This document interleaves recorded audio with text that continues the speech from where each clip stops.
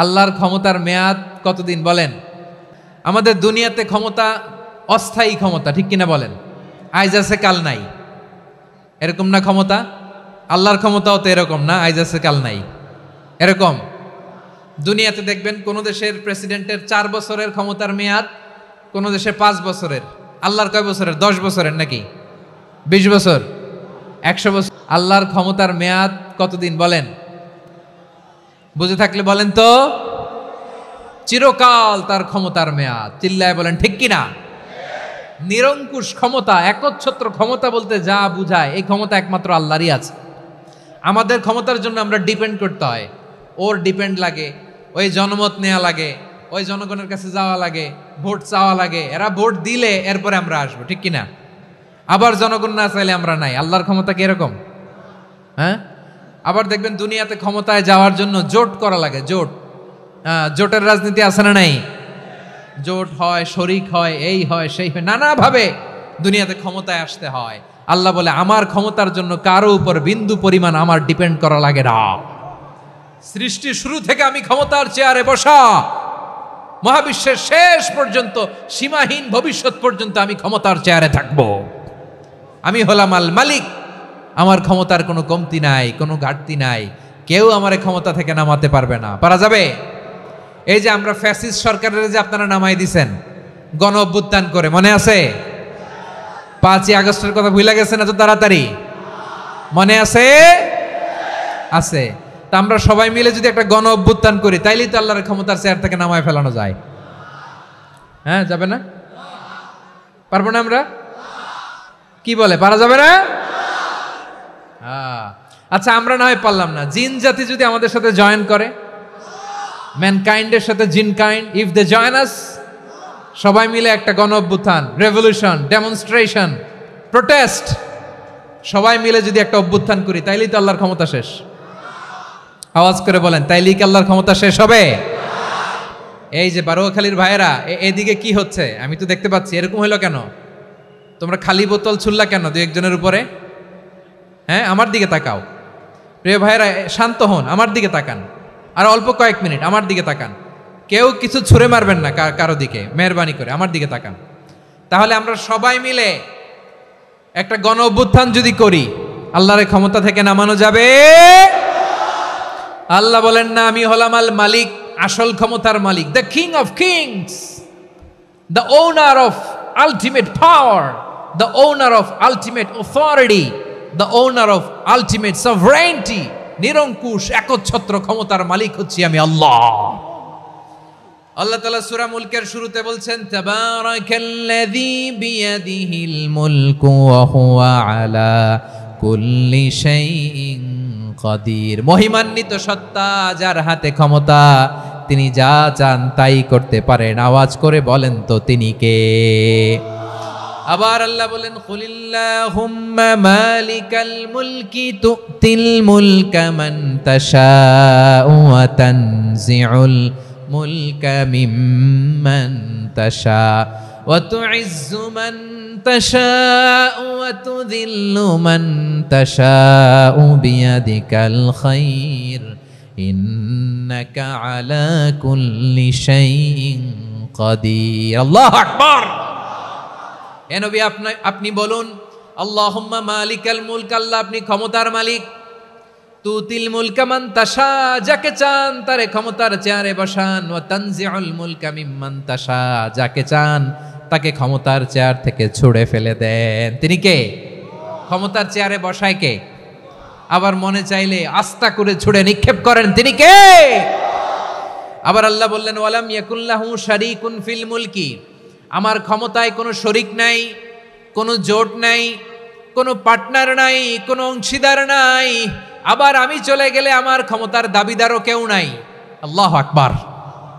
এই দুনিয়াতে রাজা মারা গেলে পরের রাজা কে হয়? রাজার ছেলে, রাজা, ঠিক কিনা বলেন? আল্লাহ চলে গেলে আরেকজন বসবে নাকি? এরকম না, তার ক্ষমতার সাথে দুনিয়ার ক্ষমতার কোনো মিলই নাই। এজন্য তিনি তার নাম দিয়েছেন আল মালিক। Al Malik, the owner of power, the owner of ultimate power and sovereignty, the king of kings, সব রাজার বড় রাজা, মহারাজা, আল মালিক, তিনি হচ্ছেন আল্লাহ। চিৎকার করে বলেন ঠিক কি না? তিনি আসল ক্ষমতার অধিকারী। দুনিয়াতে যে আমরা ক্ষমতা নিয়ে কামড়াকামড়ি করি, মারামারি করি, কিয়ামতের দিন আল্লাহ জিজ্ঞেস করবেন, কই তোদের ক্ষমতা আজকে বল। কিয়ামতের সময় সব মানুষগুলো যখন ইন্তেকাল করবে, সব জিনেরা যখন ইন্তেকাল করবে,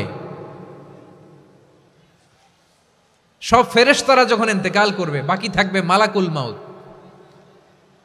মালাকুল মাউত এসে বলবে, আল্লাহ আপনার কথা মতো সবাই শেষ, মানুষগুলো নাই, জিনগুলো নাই, আমার সতীর্থ ফেরেশতাগুলো নাই, মহাবিশ্বে আর কেউ নাই। আল্লাহ বলে, এখন কে আছে? মালাকুল মাউত বলবে, আল্লাহ তুমি আছো আর আমি। তুমি তো আল হাইয়্যু আল কাইয়্যুম, অবিনশ্বর, শাশ্বত, চিরঞ্জীব, কোনোদিন মরবা না, তুমি আছো আর তোমার গোলাম আমি আছি আজরাইল। মহাবিশ্বে কয়জন আছে মাত্র? জোরে বলেন। এক হচ্ছেন আর হচ্ছে মালাকুল মাউত। আল্লাহ তুমি আছো আমি আছি। আল্লাহ বলবে, ঠিক আছে, এবার তোমার মরণের পালা, মুত ইয়া মালাকাল মাউত, হে মৃত্যুর ফেরেশতা তুমি মরো। মালাকুল মাউত আল্লাহর আদেশ বাস্তবায়ন করতে যে বিকট একটা চিৎকার দিয়ে মৃত্যুবরণ করবে। ওই চিৎকার দুনিয়ার মানুষেরা, চিৎকারের আওয়াজ যদি দুনিয়ার মানুষেরা শুনতে পেত, দুনিয়ার মানুষের প্রত্যেকের কানের পর্দা ফেটে মুহূর্তের মধ্যে সব লাশ হয়ে জমিনে পড়ে রইত। ভয়ঙ্কর চিৎকার দিয়ে মালাকুল মাউত বিদায় নিবে, কেউ নাই। এবার বলেন তো, মহাবিশ্বে মহাশূন্য, কেউ নাই, উপরে নিচে সামনে পেছনে ডানে বায়ে কোনো সত্তা, কোনো জীবিত সত্তার আছে? একজন ছাড়া, তিনি কে? কুল্লু মান আলাইহা ফানি ওয়া ইয়াবকা ওয়াজহু রাব্বিকা যুল জালালি ওয়াল ইকরাম। পড়েন, ফাবিআইয়ি আলাই রাব্বিকুমা তুকাজ্জিবান। কেউ থাকবে না একজন ছাড়া, একজন ছাড়া। এই ড্রোন দেখে হাত নাড়ালে হবে? আমার দিকে তাকাইতে হবে, কথা শুনতে হবে। মহাবিশ্বে কেউ নাই, একজন সত্তা ছাড়া। আওয়াজ করে বলেন, তিনি কে? এবার আল্লাহ ডেকে বলবেন, লিমানিল মুলকুল ইয়াউম, লিমানিল মুলকুল ইয়াউম, ক্ষমতা কার? Who belongs the kingdom today, who belongs the power authority today, who belongs the sovereignty today. আজকে ক্ষমতা কার? দুনিয়াতে ক্ষমতা নিয়ে এত কামড়াকামড়ি, দুনিয়াতে চেয়ার নিয়ে এত মারামারি, এত অত্যাচার, এত রক্তপাত, এত ব্লাডশেড, আজকে বলো তো ক্ষমতা কার? কার ক্ষমতা? মহাশূন্যে কোনো আওয়াজ নাই, শুধু আমার রবই বলবেন, লিমানিল মুলকুল ইয়াউম, আজকে ক্ষমতা কার? কোনো আওয়াজ নাই, উত্তর দেওয়ার মতো জীবিত কোনো সত্তা নাই, ফলে কেউ উত্তর দিতে পারবে না। আল্লাহ নিজেই প্রশ্নের উত্তর দিয়ে বলবেন, লিল্লাহিল ওয়াহিদিল কাহ্হার, একচ্ছত্র অধিপতি, ক্ষমতার মালিক আল্লাহ ছাড়া কারোর জন্য কোনো ক্ষমতা নাই। চিল্লায় বলেন ঠিক কি না? তাহলে আর রহমান আর রাহিমের পরে আমরা জানলাম আমার আল্লাহর আরেকটা সুন্দর গুণবাচক নাম হচ্ছে আল মালিক। কি নাম? আল মালিক, মানে দ্য কিং, রাজাধিরাজ, সব রাজার বড় রাজা, মহারাজা। এরপরে 4 নম্বরে আল্লাহ বললেন আল কুদ্দুস, তিনি হলেন আল কুদ্দুস। আল কুদ্দুস মানে হচ্ছে অতি পবিত্র, মহাপবিত্র, the most holy, the absolutely pure, যার কোনো খুঁত নাই। আল্লাহর কোনো খুঁত আছে? তিনি মহাপবিত্র। আল্লাহর পবিত্রতা যখন আমরা বর্ণনা করি, আল্লাহ খুশি হয়ে যান, কারণ তার সত্তার একটা বৈশিষ্ট্য হচ্ছে তিনি আল কুদ্দুস। বারোয়াখালীবাসী আল্লাহর নামটা একটু জপেন না, বলেন আল কুদ্দুস, সবাই আওয়াজ করে আল কুদ্দুস। অতি পবিত্র, তার মধ্যে কোনো অপবিত্রতার ছিটে ফোঁটা নাই, মহাপবিত্র, the most pure, the most holy, অতি পবিত্র। এরপরে আল্লাহ বলেন আমি হচ্ছি আসসালাম। আওয়াজ করে বলেন আসসালাম। আসসালাম মানে হচ্ছে শান্তির আধার। সালাম মানে কি? শান্তির আধার, যার কাছ থেকে শান্তি আসে, দ্য সোর্স অফ পিস, তিনি শান্তির আধার। এজন্য আমরা একে অপরের সাথে দেখা হলে কি বলি? সালাম। কি বলি? আল্লাহর একটা নাম হচ্ছে আসসালাম, মানে হচ্ছে শান্তির আধার, দ্য সোর্স অফ পিস। শান্তি দেওয়ার মালিক কে? এজন্য শান্তি চাইবো কার কাছে? আল্লাহ তুমি আমার দেশটাকে শান্তিময় করো, বলেন আমিন। আল্লাহ তুমি আমাদের পরিবারের শান্তি নসিব করো, বলেন আমিন। আল্লাহ আমাদের জীবনটাকে তুমি শান্তিময় করো, পড়ে না আমিন। এজন্য বিশ্বনবী সালাম ফিরানোর পরে 3 বার পড়তেন আস্তাগফিরুল্লাহ, আস্তাগফিরুল্লাহ, আস্তাগফিরুল্লাহ। এরপরে বিশ্বনবী পড়তেন আল্লাহুম্মা আনতাস সালাম ওয়া মিনকাস সালাম তাবারাকতা রাব্বানা ইয়া যাল জালালি ওয়াল ইকরাম। ও আল্লাহ, আপনি শান্তির আধার, আপনার কাছ থেকে শান্তি আসে, আপনি বরকতময়। এই দোয়াটা পড়েন আপনারা সালাম ফিরানোর পরে, পড়েন না? পড়বেন আজকে থেকে আল্লাহুম্মা আনতাস সালাম ওয়া মিনকাস সালাম তাবারাকতা ইয়া যাল জালালি ওয়াল ইকরাম। আবার জান্নাতের আরেকটা নাম হচ্ছে দারুস সালাম, মানে শান্তির ঘর। জান্নাতের আরেকটা নাম কি? দারুস সালাম। ওই দারুস সালামে আমরা যেতে চাই কি চাই না? আমরা ওই জান্নাতের অধিবাসী হতে চাই কি চাই না? এই বারোয়াখালীর ঐতিহাসিক তাফসীরুল কোরআনের ময়দানে আমরা যেমনি একত্রিত হলাম, আল্লাহর জান্নাতেও যেন আমরা এভাবে একত্রিত হতে পারি। আল্লাহ তুমি কবুল করো, আওয়াজ করে পড়েন আমিন। সালামের পরে আল্লাহ বললেন আল মুমিন। আমার আরেকটা নাম হচ্ছে আল মুমিন। আল মুমিন মানে হচ্ছে নিরাপত্তা দানকারী। আমাদের নিরাপত্তা দেয় কে? নাকি পুলিশ বাহিনী, নাকি বিজিবি, র্যাব, সেনাবাহিনী, হ্যাঁ, নাকি এই যে ফায়ার সার্ভিস? কারা নিরাপত্তা দেয়? আজকের এই প্রোগ্রামের জন্য আমাদের ফায়ার সার্ভিসের ভাইরা অনেক কাজ করেছেন, আমি শুনেছি। ভাইরা স্পেশালি দোয়া চেয়েছেন এবং তাদের একটা সুনাম আছে বাংলাদেশে। জীবনের ঝুঁকি নিয়ে ফায়ার সার্ভিস বাহিনী তারা বিপন্ন মানবতাকে রক্ষা করে, ঠিক কিনা বলেন? আমি ভাইদের জন্য দোয়া করি, এই ফায়ার সার্ভিস ইউনিটকে, এই ডিপার্টমেন্টকে আল্লাহ তাআলা তুমি কবুল করো। ওনারা আমাদের শৃঙ্খলা, শান্তি শৃঙ্খলা, সিকিউরিটি এনশিওর করেন, কিন্তু আসল নিরাপত্তা দেওয়ার মালিক কে? অনেক সময় এরকম হয় না যে অনেক সিকিউরিটি দিয়ে রাখছে, কিন্তু স্নাইপার দিয়ে এমন ভাবে গুলি করছে একেবারে বড় সাহেবের মাথায় যে গুলি লাগছে, আছে না নাই?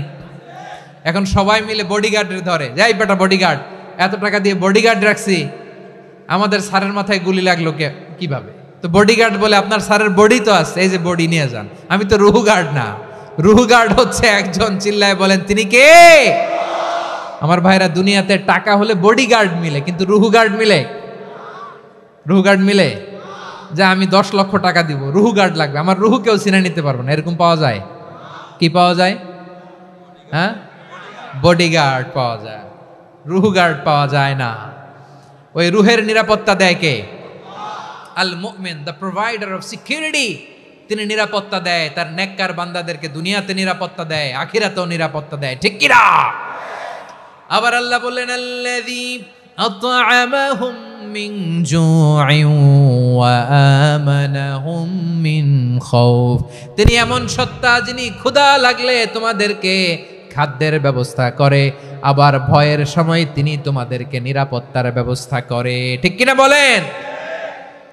দিও তৃষ্ণা পেলে ঠান্ডা পানি, ক্ষুধা পেলে লবণ ভাত, আল্লাহ এই গরিবের শোনো শোনো মোনাজাত, আল্লাহ এই গরিবের শোনো শোনো মোনাজাত, আল্লাহ এই গরিবের। দিও তৃষ্ণা পেলে ঠান্ডা পানি, ক্ষুধা পেলে লবণ ভাত, আল্লাহ এই গরিবের। পড়ে না আমিন।